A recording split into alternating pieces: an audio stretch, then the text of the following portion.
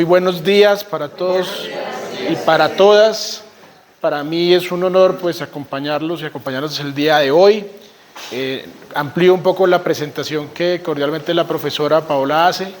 Yo soy politólogo de la Universidad Nacional de Colombia, tengo una maestría en estudios políticos de la Javeriana, soy profesor del programa de Gobierno y Relaciones Internacionales de la Santo Tomás y mi campo de acción es el campo de las políticas públicas.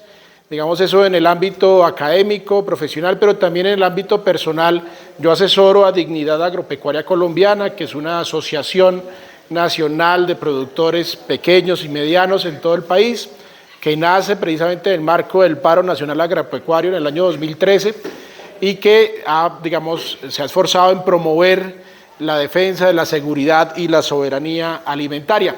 Y cuando la profesora, que además en confianza lo puedo decir, es mi esposa, mamá de mi hermosa hija que también está por allá, que nos acompañamos hoy y hacemos el taller juntos, me hace la invitación. Yo creo que esta es una oportunidad muy importante. Qué pena que les doy la espalda a veces, pero la mesa redonda tiene ese reto. Y es que, todas estas prácticas, estas acciones comunitarias, esta labor tan importante que todas y todos ustedes hacen, debe ser acompañada de alguna forma por los gobiernos municipales, departamentales y nacionales, para mantener y poder, proyectar con mayor eficacia estos esfuerzos que ustedes hacen. Y en ese marco yo suelo señalar que todas esas prácticas sociales o esas organizaciones deben meterse al mundo de alguna forma de las políticas públicas para exigirle a nuestros gobernantes, y lo digo en esos términos de exigirles porque es su responsabilidad como funcionarios públicos que nosotros elegimos, pues nos acompañen con programas, proyectos, recursos y acompañamiento a todas las iniciativas que tenemos. Pero el gobierno, como hoy funciona, tiene unos lenguajes, tiene unas prácticas que debemos conocer un poco para poder interactuar con ellos a la hora de materializar esas exigencias. Por eso hoy voy a hablar rápidamente de algunas cosas sobre políticas públicas, qué es una política pública, cómo se hace una política pública, para qué sirve una política pública, y lo voy a aterrizar al plano de la seguridad y la soberanía alimentaria en el marco de la necesidad. Y digo necesidad porque todavía no hemos identificado una política pública específica para huertas urbanas. Y en ese sentido va a estar encaminada un poco la presentación. ¿Me regalan la siguiente diapositiva? Lo primero que hay que señalar, tenemos la dificultad de proyectar esto, pero se los puedo hacer llegar por medio electrónico o medio impreso a través de la profesora. Son unas diapositivas guías que es bueno que a manera de memoria les quede para que de paso se ahorren los apuntes y puedan estar más pendientes ahorita de pronto de participar.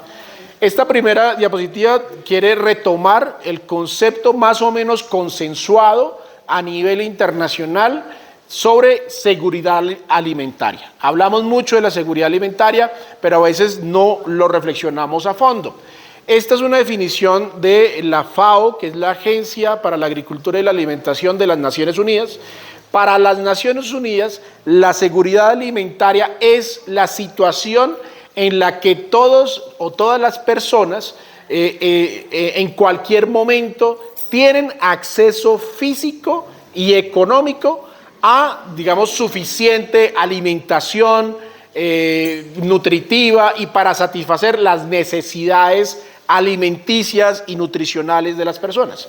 Fíjense que el concepto de seguridad, en el que hay consenso por todos los estados a nivel internacional, tiene que ver con el acceso y el acceso económico. Y si bien eso es importante, vamos a ver que no es suficiente, toda vez que si la seguridad se mide a través de la capacidad económica, ya tenemos un problema. Los países que están en vía de desarrollo o los países subdesarrollados o los países que están en condición de pobreza. Es que cuando no hay capacidad económica, no hay acceso a los alimentos. Entonces vamos a ver que si bien es importante el concepto de seguridad alimentaria, este está determinado por la capacidad adquisitiva de las personas.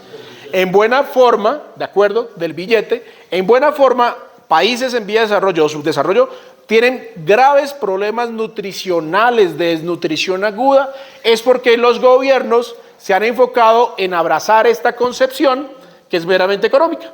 Entonces garantizan la seguridad económica, pero si esa seguridad económica no va acompañada de un buen salario, de un salario digno o un ingreso pues apropiado, pues las personas no van a poder acceder a la alimentación, y por eso estamos viendo casos tan lamentables en Colombia como niños en La Guajira o incluso en la misma Bogotá, que están alimentándose una o máximo 2 alimentaciones al día, significando esto es un reto muy grande en términos de nutrición. Entonces, la seguridad alimentaria es importante, pero si no hay unas condiciones económicas, es insuficiente. Me regala la siguiente. El siguiente concepto, que es el de soberanía alimentaria, este sí, casualmente no hay consenso. Los países a nivel internacional y las Naciones Unidas no se han puesto de acuerdo. Tal vez porque es el concepto más político y más exigente de todos. ¿Por qué? Porque la soberanía, a diferencia de la seguridad alimentaria, un poco la experiencia que tenían ustedes previamente de compartir semillas, tiene que ver con el derecho que tienen todas las naciones, todos los países, a producir su propia alimentación. Miren ustedes ya la diferencia, porque cuando hablamos de seguridad hablamos de acceso. Quiere decir que si el problema es de plata y es de acceso, cualquiera nos puede traer la comida, incluido otro país, quitándole la posibilidad a los países de producir su propia alimentación.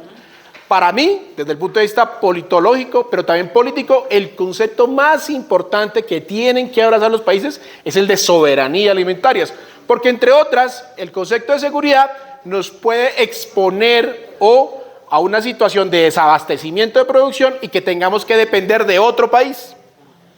Y eso sí es un complique desde todo el punto de vista. Primero, porque nos lo traerán a los precios que ellos quieran. 2, con las, digamos, matrices nutricionales de otros países ajenas a nuestra tradición alimentaria. Un poco esto que ustedes sacan de reivindicar las semillas y los productos propios de nuestra nación, tiene que ver con un acto político de reclamar soberanía. Entonces, digamos, no hay una definición consensuada, hay una definición que una ONG internacional, que es la Vía Campesina, ha consolidado como un punto más o menos común, y está enfocado con el derecho de las naciones a producir su alimentación. Ahora, en términos de política pública tenemos que abrazar las dos concepciones, seguridad y soberanía. Sin soberanía no hay seguridad alimentaria, sin seguridad alimentaria propia no hay soberanía. Siguiente, por favor. Entonces, estos dos conceptos nos abren la puerta a, digamos, a la realidad que enfrenta hoy Colombia. Y es que la verdad es que los datos no mienten. Hoy en Colombia encontramos una situación bastante paradójica, por no decir problemática. Hoy hay, lamentablemente en Colombia, 2.2 millones de personas, o sea, de 50 millones, 2.2 millones padecen de hambre absoluta. Uno dice, ¿cómo comprender en un país tan rico de producción agropecuaria, de biodiversidad y recursos, que 2 billones de personas sufran de hambre? Es una cosa inconcebible en la mente de cualquier persona. Y sobre todo cuando tenemos una frontera agrícola de 42 millones de hectáreas en Colombia. O sea, teniendo tanto para producir, hay gente que hoy está aguantando hambre. Y con el lamentable balance que de esas 42 millones de hectáreas que podemos producir, tan solo se están produciendo 7 millones de hectáreas. O sea, el 20% de la tierra en Colombia apta para cultivarse es la que se está produciendo, y se está desaprovechando un 80% restante. Entonces, mírense que los datos no mienten y plantean un reto para los gobiernos nacionales, departamentales y municipales, para que en materia, digamos, de política pública, pues hagan los esfuerzos para primero aprovechar ese 80% de la tierra producida en Colombia y darle de comer a ese 2.2 millones de personas que hoy en Colombia no están comiendo. Y cuando estamos hablando de no alimentación, estamos hablando de hambre, de pobreza y de miseria. Entonces, siguiente, por favor. Este es el primer reto de política pública, gracias, hija, que nos va a plantear. Pero cuando estamos hablando de hambre, en últimas, esta hambre es una expresión de la pobreza, del desempleo, que, si tenemos que ser juiciosos, no obedece solamente a un problema agropecuario, sino estructural de modelo económico de país. Cuando tenemos un país desindustrializado y con un campo y un agro, digamos, quebrado, porque ¿en qué sentido quebrado? Llevamos más de 30 años importando alimentos que podemos producir en nuestra tierra, pues llevamos a que el campo hoy sea difícil de producir, para algunos poco rentable, y nos veamos sometidos a tener que consumir los productos de afuera. Entonces, esta hambre, esos 2.2 millones de habitantes en Colombia que pasan hambre, no solamente es porque no se produzca la tierra, sino porque producir la tierra cada vez es más difícil. ¿Y porque es más difícil? Porque el país no ha tenido políticas de industrialización y de agro a gran escala y digamos que promueva todas las iniciativas, las pequeñas, las medianas y las grandes. Y en ese sentido, digamos, hay una causa fundamental. En los años 90 se implementó una cosa que se llamó la apertura económica.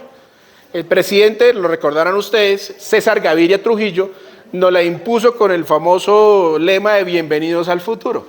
Esa apertura económica lo que hizo fue que los productos agropecuarios de afuera llegaran más baratos, que junto a una desprotección y financiamiento de los productos en Colombia, pues nos inundaron. Quienes conocen o conocían la sabana de Bogotá, antiguamente era esto lleno de cultivos de trigo, sorgo, cebada, eran hermosos, ¿cierto?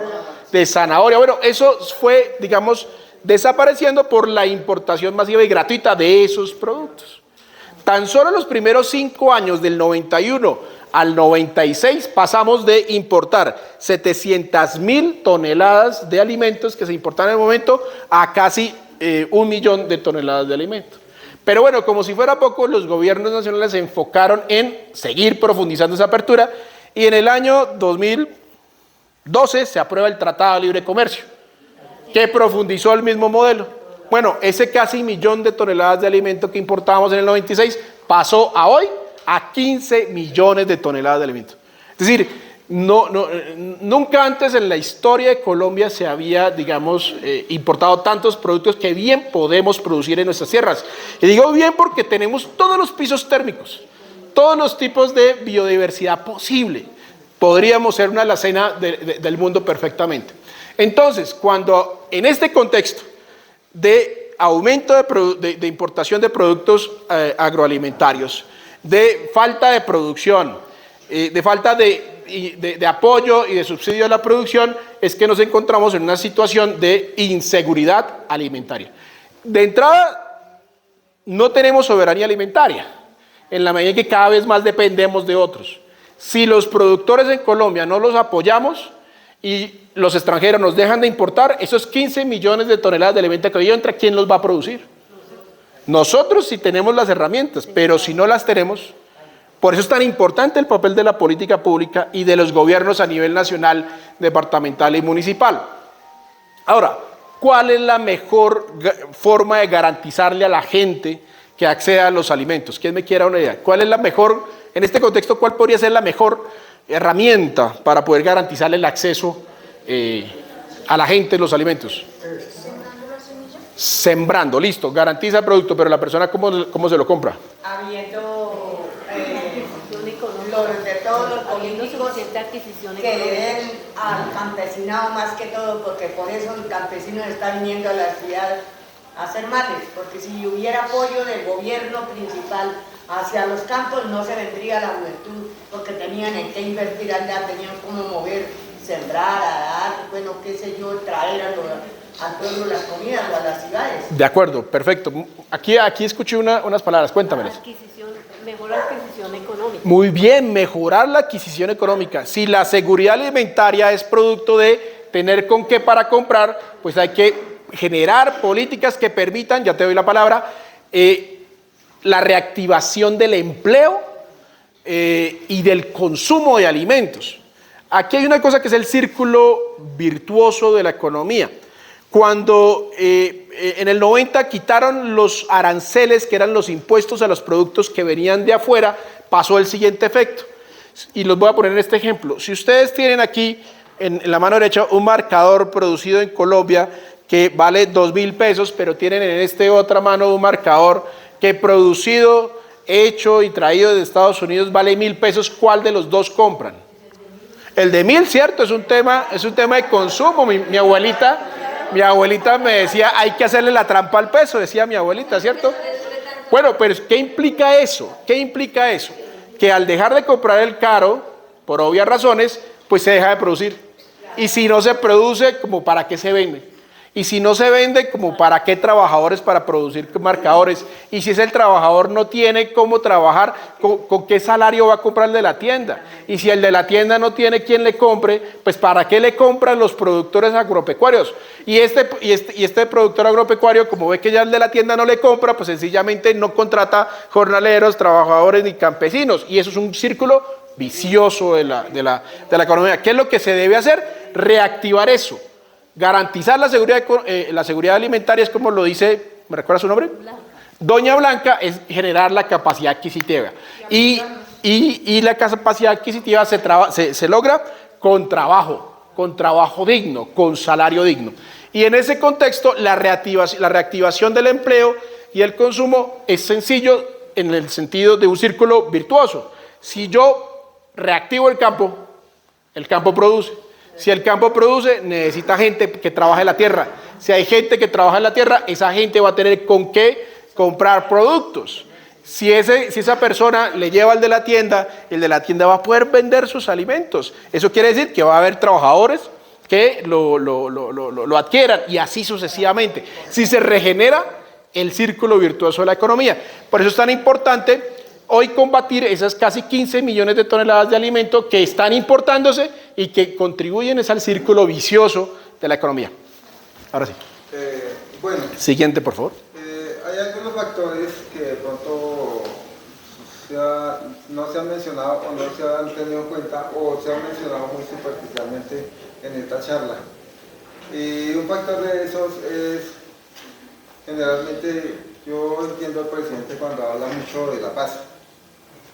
Porque es que la paz es muy importante de todo esto que nos está hablando acá el profesor Taylor. ¿Por qué? Porque resulta que actualmente en Colombia tenemos cerca de 10 millones de campesinos desplazados. Cerca de 10 millones de campesinos desplazados, yo soy uno de esos, entre los cuales se cuenta que, ¿por qué? Pues por la violencia, por el conflicto social y armado que vive el país. Entonces, son 10 millones de personas que hemos dejado de producir el campo, que a pesar de que el campo no era una huaca donde todo el mundo se va a llenar de dinero, pero sí estábamos produciendo. Entonces, esos 10 millones de campesinos que hemos hecho, pues venir a buscar seguridad, por lo menos para salvaguardar la vida, a enriquecer las periferias de la ciudad y a llenar, digamos, más necesidad para la ciudad. Se necesita más alimentos porque más gente está en la ciudad, llenando las periferias, la bruna y todo lo demás, todas las consecuencias habidas y por ahí. Entonces, ¿qué sería lo principal que necesitamos a mi concepto? Pues, obviamente para realizar el campo tiene que haber paz. Si no hay paz, no se va a volver a poder trabajar. Mucha gente de la ciudad dice, pues es que esos campesinos han llegado aquí a la ciudad a joder. A joder, vienen a robar, vienen a no sé qué, no saben hacer nada, no trabajan. Pero es que cada persona viene de su entorno. El campesino sabe sembrar, sabe cultivar. Uno llega a la ciudad, no sabe cultivar y tiene que mirar a ver qué se pone a hacer, a vender empanadas, a lo que sea. Y entonces, esa es otra cultura que también hay que despertar. El respeto y la dignidad al campesino. Porque es que mucha gente de la ciudad ni siquiera saben que van y sacan de la nevera, pero no saben que eso dura un campesino produciendo un año para producir un racimo de plátano para que el campesino lo venda a un precio irrisorio, porque después del campesino están como 5 o 6 intermediarios más y el producto final está llegando al consumidor 10 veces más por encima del precio que le pagan al campesino. De acuerdo. Entonces, hay otra parte ahí. ¿Me recuerdas tu nombre? La intermediación precariza. Gilberto, un poco el planteamiento que tú haces era el que venía a continuación, porque es que hay dos tipos de desplazamiento en Colombia y el tema de la paz es fundamental, en tanto que es uno de los factores que ha explicado que hoy la violencia indiscriminada que ha expulsado al campesino a la ciudad, pero también todas esas generaciones, sobre todo los más jóvenes, que al no tener condiciones económicas para producir la tierra, incluso hasta en contexto de paz, donde no haya conflicto, le ha tocado migrar a la ciudad a conseguir trabajo. Entonces, don Gilberto me ayuda porque además trae a colación el tema que sigue, ¿cierto? Que es el tema del desplazamiento y por qué hoy estamos hablando de agricultura o cultivos o huertas urbanas. Es que las huertas urbanas en buena forma van a crearse por tres factores: desplazamiento armado y violento, desplazamiento económico por la quiebra del campo y tres, por el crecimiento de las ciudades, que ha hecho que los alimentos que se consuman sean tan costosos que la gente debe producirlos para garantizar seguridad y soberanía alimentaria. Gracias, Gilberto. Redondea la idea porque nos toca continuar, pero redondéala, termínala. Redondéala. Listo. Bueno, entonces, una parte sería eso, la paz, la intermediación, y otra parte muy importante es que, por ejemplo, cuando uno demora, digamos, un año esperando la cosecha de plátano, usted le mete un año de trabajo para que la planta produzca. Cuando la planta produce, entonces llega la cosecha de plátano por toda la región y usted lo va a vender, entonces ya no vale nada. Ya no vale nada porque hay sobreproducción. Al haber sobreproducción, pues entonces los precios bajan, porque eso es la cuestión oferta-demanda. Si hay mucha oferta, pues entonces la demanda es, digamos, menos, entonces el producto tiene que bajar de precio para poder vender. ¿Qué pasa? Y nosotros, siendo un país tan rico, estamos con todos los TLC, trayendo agricultura, digamos, alimentos que no se les podían llamar alimentos porque son transgénicos, traídos de los Estados Unidos y entre otras partes. ¿Cuál necesidad tenemos de traer alimentos si aquí los podemos producir? Aquí está la prueba. Aquí tenemos la prueba. Si esos 10 millones de campesinos desplazados estuviéramos en el campo trabajando, si no hubieran los TLC, si los gobiernos realmente apoyaran al campesino, como lo que pretende el actual gobierno, que veo que pretende y se le ven de cierta manera buenas expectativas, de apoyar a la cultura, si no hubiera tanta intermediación. La historia sería otra. Lo digo porque es que todo eso lo he vivido. Lo he vivido porque yo, después del desplazamiento, me fui y estuve en Biotá produciendo cítricos, naranjas, cancelo, mandarina y traíamos por camionados aquí a Bastos. Pero cuando llegaba la cosecha estaba súper barato y uno iba a ver, resulta que estaban trayendo mandarina y naranja por allá del Ecuador, del Perú, donde sale más barata, entre comillas, porque la cuestión es que allá de pronto en otros países subsidian la agricultura. Siguiente, entonces por favor. a ellos les sale de cierto modo más económico producir. Ahora lo otro, digamos, productos como tal, por decir, la industrialización. Aquí se produce la naranja, sale barata en el tiempo de la cosecha, pero si estamos tomando jugos de esos hits que traen por allá, que lo preparan de yo no sé de dónde sacaron toda esa pendejada para preparar eso. Entonces, falta la industrialización, que eso creo que es otra de las metas del gobierno. Entonces, ojalá el Congreso permita que puedan hacer muchas de esas cosas. Gracias, Gilberto. Muy bien. Entonces, ya Gilberto me ayudó con la otra mitad de la conferencia. Muchas gracias, feliz gracias. Le ahorró trabajo. Pero me ahorró la mitad del trabajo. Entonces pasemos rápidamente a qué es una política pública. La política pública es precisamente lo que Gilberto señala, es en lo que se debe concretar todas esas intenciones. ¿Cuáles son las intenciones? Que haya paz, que haya reactivación del campo, que haya industria, que se controle la intermediación, que no se importa lo que se produce. Todas esas intenciones hay que materializarlas. Si no se materializan, quedan en puro discurso. Y ahí está el principal reto del actual gobierno, es cómo materializamos esto en leyes, planes, programas, proyectos y políticas públicas, que es lo que me invitaron a hablar del día de hoy. Porque, ¿qué es una política pública? Son el conjunto de sucesivas, ojo con esto, la política pública es el conjunto, son el conjunto, Una política pública es el conjunto de acciones del Estado o de un gobierno frente a un problema. Entonces, lo primero que tiene que hacer el Estado es identificar la problemática. ¿Qué es eso que le duele a la población? ¿Qué es lo que le falta al sector agropecuario? ¿Qué necesitan los huerteros comunitarios? Identificar ese problema y actuar. Entonces, una política pública son una o varias acciones concretas. Sigamos. Ahora, ¿qué es un problema en una política pública? Si la política pública tiene el propósito de resolver un problema, nos toca pensar el gobierno qué tiene en la cabeza cuando piensa por problema. Y aquí hay una gran tensión, porque ¿quién define, ojo con esto, quién define qué es un problema y qué no es un problema? En principio el gobierno, pero el gobierno tiene que atender a lo que la gente diga. Entonces, ¿quién determina realmente qué es un problema? La sociedad, la comunidad, el pueblo colombiano. De ahí que un principio de toda política pública es que haya participación ciudadana. Sí, porque una cosa es lo que puede pensar el gobernante desde su escritorio, y otra ustedes que están allá sembrando, labrando la tierra, lidiando el comerciante, tratando de vender sus productos agropecuarios. Ahora, estas problemáticas están atravesadas por necesidades concretas, materiales, es decir, de financiación, de recursos tecnológicos, de capacitación. Entonces, la política pública es una acción de gobierno para resolver el problema, y el problema está lleno de intereses y necesidades.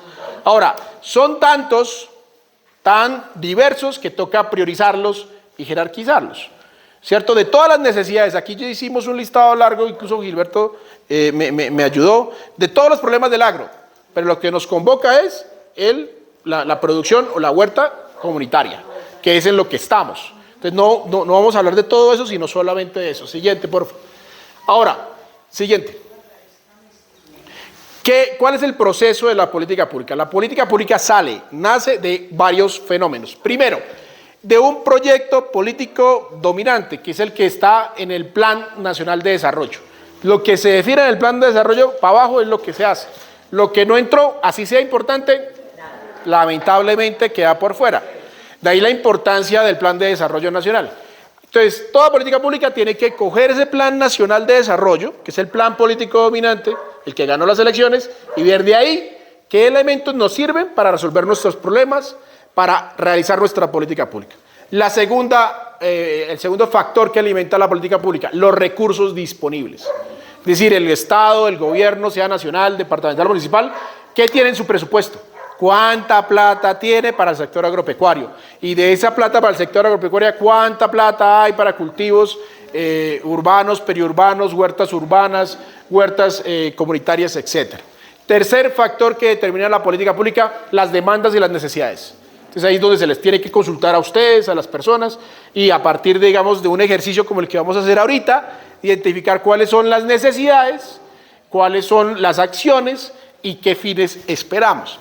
Y la tercera, digamos, opción o insumo que tiene la política pública, la cuarta, perdón, es propuestas alternativas. Hay que escuchar a todo el mundo en esto. Esto en el marco de dos cosas, lo que diga la ley y lo que también nos impone, lamentablemente, digo lamentablemente porque desde afuera no nos deberían imponer nada, lo que determine también el contexto internacional, ¿cierto? Todas esas son las fuerzas, las variables que están presionando o que inciden a la hora de tomar una decisión de política pública. ¿Listo? ¿Vamos bien? Siguiente, por favor. Toda política pública, al igual que un ser vivo, tiene un ciclo de vida. Nace, crece, se reproduce y muere. En ese ciclo, ¿cuáles son las etapas de una política pública? La primera es la de identificación del problema, lo que vamos a hacer hoy. De pronto, por tiempo no alcanzó la profesora, pero parte de la metodología que vamos a explicar ahorita implicará un ejercicio por mesas de trabajo, donde ustedes van a hacer o van a construir un árbol de problemas, donde identifican un problema central y del cual van a buscar cuáles son las causas directas y cuáles son las consecuencias directas. Esta fase es importante en una política pública, porque ahí es donde además nos ponemos de acuerdo, porque hay tantos problemas en la sociedad como cabezas hay en el mundo, porque cada cabeza es un mundo. Ahora, en la metodología ahorita en la mesa de trabajo no solamente nos vamos a quedar en la dimensión de buscar problemas, no, de identificar problemas. Pero una vez identificado, usted tiene que convertir eso que es negativo, porque el problema es un negativo, ausencia, falta, bueno, en fin, en un objetivo. y el objetivo debe ser positivo. Entonces, por ejemplo, si el problema central de las huertas comunitarias, voy a poner un ejemplo, puedo equivocarme, ustedes son los que saben de esto, es la falta de recursos para insumos y dotación de, ¿cómo se llama? De invernaderos, por poner un ejemplo, ¿cierto? Listo, ese es el problema principal. ¿Cuál es la causa de ese problema? Entonces, falta de recursos económicos o recursos muy costosos, en fin. ¿Cuál es la consecuencia? Pues que no tengamos condiciones adecuadas de temperatura, de humedad, que afectan nuestra producción. Entonces ahí quedó ya planteado el árbol de problema. Un problema, su causa, su consecuencia. Ahora, pongamos eso en positivo. Si el problema es la falta de recursos para construir invernaderos, la solución es construir, facilitar y la construcción de invernaderos. Ahora, eso que es el objetivo central tiene unos medios y unos fines. Los medios es qué necesitamos hacer para que se construyan los invernaderos. Qué sé yo, recursos de las alcaldías, las gobernaciones del gobierno nacional a través de subsidios directos, créditos blandos, bueno, ustedes ven qué medios, qué herramientas, ¿cierto? Y fines. Entonces, ¿cuál es el fin? Poder construir invernaderos. Esto que conté es la primera fase de la política pública, donde ustedes identifican el problema y las posibles soluciones. Y me adelanto porque se nos está acabando el tiempo de la actividad. Eso es lo que vamos a hacer ahorita. Vamos a hacer un ejercicio por mesas de trabajo donde les vamos a facilitar unas hojas con el árbol de problema. Ahorita se lo mostramos acá para que lo tengan claro. Y ustedes, a puño y letra, hagan el ejercicio. Oiga, en mi realidad, como, digamos, productores urbanos o comunitarios, ¿cuál es ese problema principal? Hay muchos. El reto de la mesa de trabajo de los 4 o 5 que trabajen es llegar a acuerdo en uno. ¿Cuál es el más importante? Siempre hay un problema más importante que otro. Hay que priorizar en la vida, ¿cierto?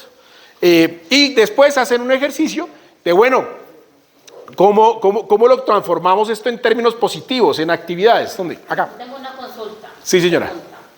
El distrito, hablo de Bogotá, agricultura urbana, el distrito ya tiene una normativa en la cual hemos, digamos, lo hablo como Ruth Huertera, también lo hablo como la verdad que algunos chocamos con ese protocolo que tiene el Jardín Botánico.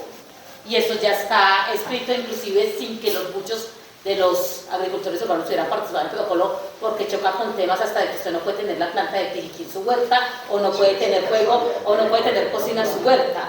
Esas son una de las cosas que están allí. Pero no sé si, como estamos hablando de políticas públicas, si para Cota también hay una normativa como la hay en el distrito, porque al fin está diciendo que al final debemos llegar a una propuesta común.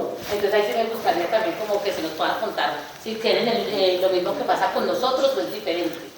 Yo aprovecho mientras se animan a responderte parcialmente a la pregunta. Por tiempo me adelanté una diapositiva donde hablo precisamente, específicamente del protocolo del Jardín Botánico para el caso de Bogotá y lo traía a colación, pero me lo salté por tiempo, porque estoy pensando y el ejercicio está pensando es en un ámbito nacional, sí, que sea insumo, que sea un insumo nacional, porque si bien Bogotá puede tener esa política pública, es buena la pregunta porque me permite aclarar una cosa, hay política pública nacional, política pública departamental y política pública municipal.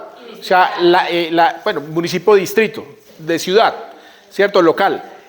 No sé, Cota si tiene o no tiene, Bogotá tiene, el departamento tiene, a nivel nacional no la hay. O sea, en términos específicos, hay política pública de seguridad alimentaria. Hay un proyecto de ley hoy tramitándose en el Congreso de agroecología. Y hay un anuncio que fue el que mencionó la profesora Paola, de la exministra de Agricultura, Cecilia López, cuando estaba allí, que iba a hacer una política pública específica para huertas comunitarias, para huertas, ollas y comedores comunitarios, ¿cierto? Entonces, el ejercicio va a ser en el ámbito nacional, entonces es bueno que esa pregunta que hace la profe la respondan en las mesas de trabajo, donde vean la particularidad si en su municipio o localidad la tienen o no, ¿cierto? ¿Por qué lo digo? Porque esta es una oportunidad para que desde la academia el ejercicio que salga acá se pueda sistematizar en unas líneas, que se le pueda presentar mediante una carta, un oficio al Ministerio de Agricultura como insumo a esa política pública nacional. Pero era en ese sentido, profe, que la había planteado y por tiempo me salté lo de Bogotá. Sí, porque es bueno saber qué están pasando en Cota, si tienen una, no sé, si ustedes saben, los de Sotocota, si ustedes también tienen ya una normativa, una reglamentación frente a la agricultura urbana, las huertas comunitarias o no, porque no desconocemos nosotros para opinar. ¿Hay algún programa política pública de la alcaldía de Cota específico para huertas? La alcaldía de Cota nos colabora con la UMATA. Ajá. Entonces la UMATA es la que va a las huertas y nos dice que estamos haciendo bien y que estamos haciendo mal. Ok. Entonces, pero reglamento como que tengamos que hacer las cosas, no. Bien. Nosotros sembramos como nos enseñaron nuestros padres, Está nuestros bien. abuelos, pero ellos pues van y nos dicen si está bien o está mal. De acuerdo. ¿Me recuerdas tu nombre? Cecilia Naranjo. Doña Cecilia, mire usted que me permite hacer una precisión. La política pública no es una reglamentación. Lo que tienen acá, por lo que me cuentan, son normas, reglas, que además seguramente no son de la alcaldía, sino ya vienen de la UMATA y eso es del ámbito departamental y nacional, ¿cierto? Entonces, aclarar, política pública son acciones, es decir, programas, proyectos, recursos, planes, ayudas, eso es política pública. Ahora, a veces la política pública implica crear normas, reglas, a veces, ¿cierto? Entonces, gracias a la pregunta, supimos que hoy por lo menos no hay política pública en Cota, hay normas, ¿cierto? Entonces, en las mesas de trabajo, porfa, expongan todo eso, ¿listo?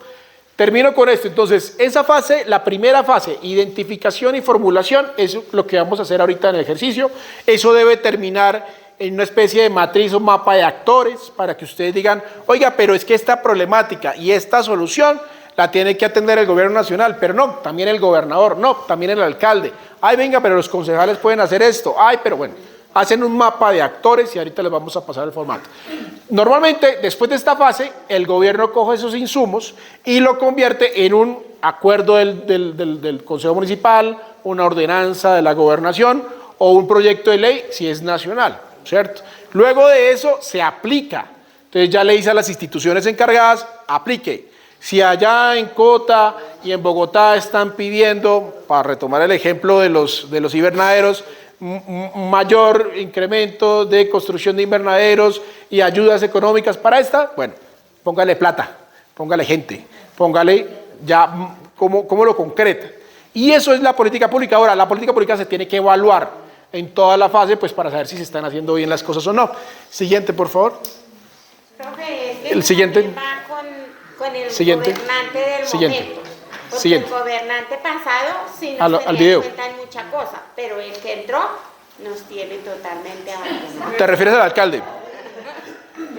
Amor, salte y en el coro. Bueno, eso que tú dices, el apoyo de los gobernantes o las gobernantes. Y lo pongo en plural porque este es un tema de lo local, del municipio, del distrito, de la ciudad, pero también del departamento, pero también del gobierno. Estos son funcionarios, no nos olvidemos de esto. Los gobernantes son funcionarios y los funcionarios están hechos para servir, son servidores públicos y no al revés. Es una cosa que lamentablemente en la cultura política pareciese que lo tenemos al revés, como que esperamos si el gobernante se acuerda uno de nosotros, ¿cierto? No, aquí el mecanismo de política pública y los mecanismos de participación ciudadana les da a usted herramientas para ir al señor alcalde y decirle, mire, la comunidad de productores y huertas comunitarias de Cota o de la localidad tal, queremos plantearle este documento con estas propuestas de política pública y estamos acompañados, qué sé yo, de una iniciativa de participación ciudadana como derecho de petición, tutela, acción colectiva, etcétera, ¿cierto?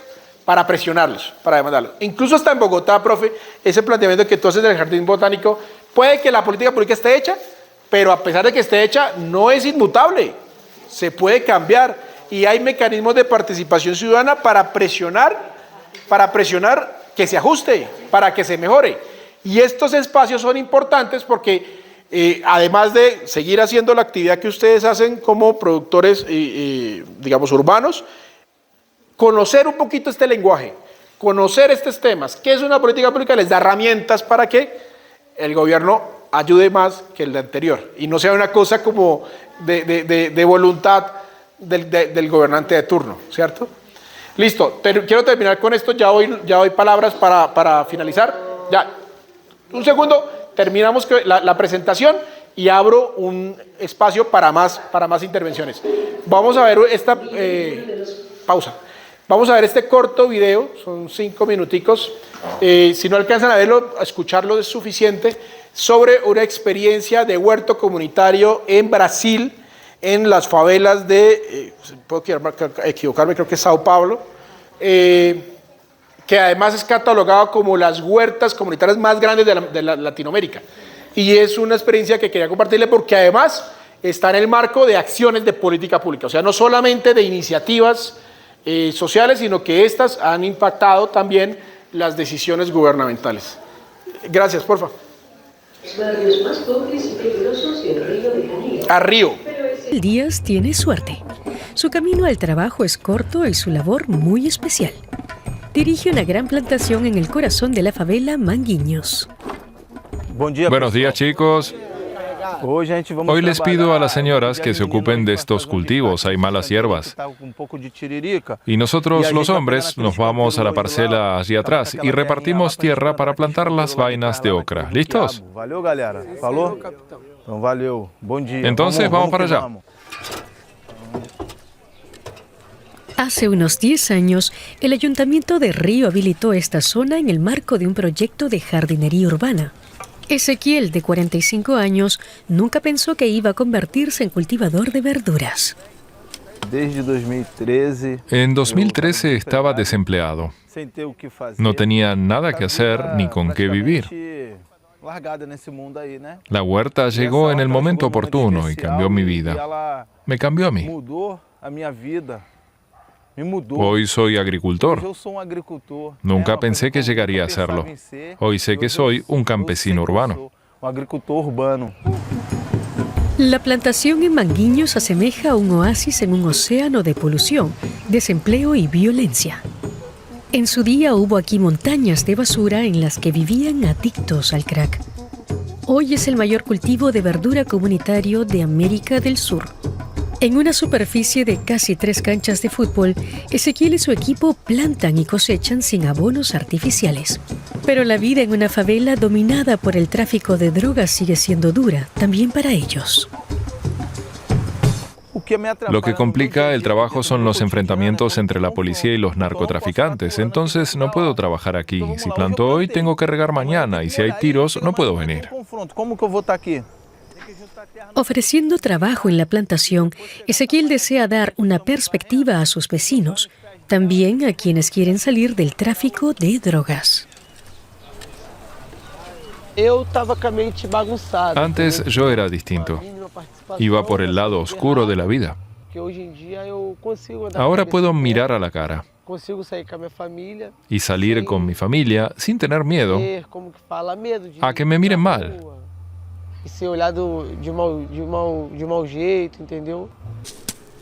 Aquí también trabajan jubilados con rentas escasas o madres con muchos niños que alimentar. Toda gente necesitada. El ayuntamiento paga un sueldo base a los 25 jardineros fijos. Eso confiere estabilidad y cohesión social.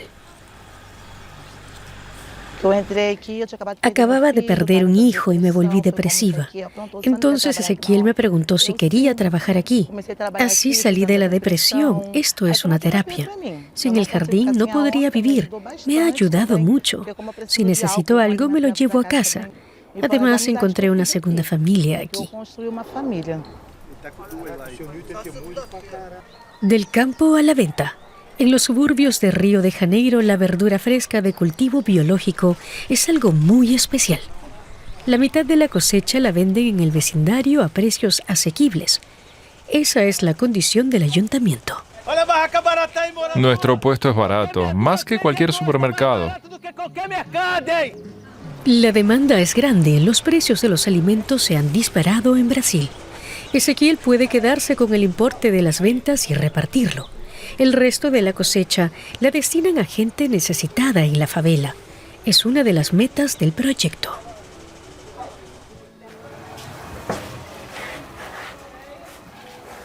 Espinacas para usted, señora. Con la pandemia y la inflación también creció la necesidad en el barrio. La vida aquí es más difícil. Cuesta llevar algo a la mesa. Hoy comes arroz y frijoles y mañana frijoles con arroz y una lechuga que te regalan los cultivadores. Pero si la gente la compra a buen precio, también es una felicidad inmensa.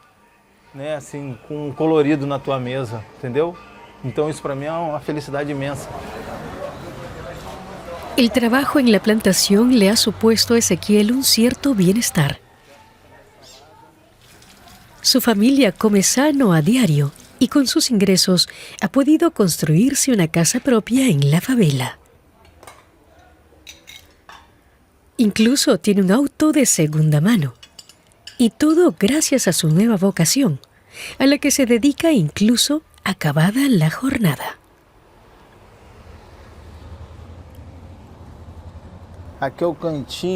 En este rincón tengo mis plantones.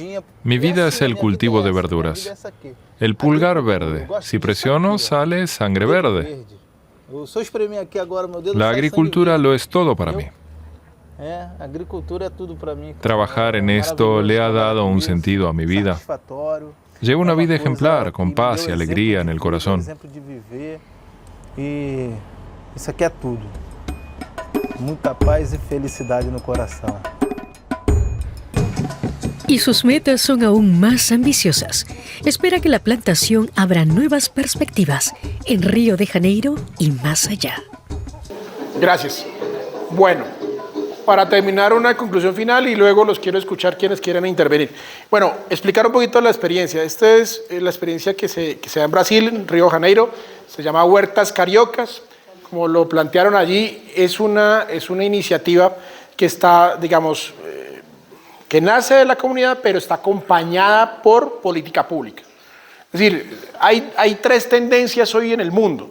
Hay quienes creen que los problemas se resuelven sin el Estado, otros como yo que creemos que con la intervención adecuada del Estado, y hay otros que piensan que solamente lo pueden resolver las comunidades. Yo soy el que piensa que los problemas se resuelven con la intervención del Estado y con las comunidades. Y esta experiencia es exitosa en la medida en que logra conjugar esos dos elementos.